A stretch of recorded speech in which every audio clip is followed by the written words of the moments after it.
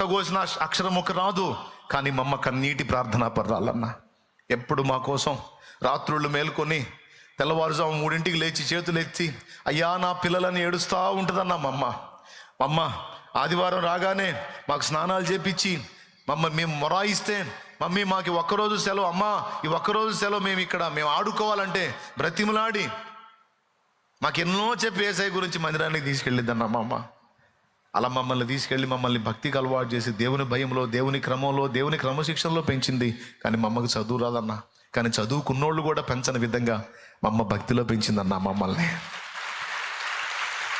ఈరోజు ఇలా ఉన్నామంటే, మంచి మనస్సాక్షి కలిగి ఉన్నామంటే, 10 మంది బీదలకి సేవ చేయగలుగుతున్నామంటే, మాకున్న దానిలో మేము ఇంత చేయగలుగుతున్నాము, ఈ స్థితిలో ఉన్నాము, ఈ స్థానంలో ఉన్నామంటే మా అమ్మ నాన్న చదువు లేకపోయినా దేవుని వాళ్ళు భక్తి చేశారు, దేవుని ప్రేమించారు, మమ్మల్ని కూడా భక్తిలో పెంచారన్న అని చెప్తారు.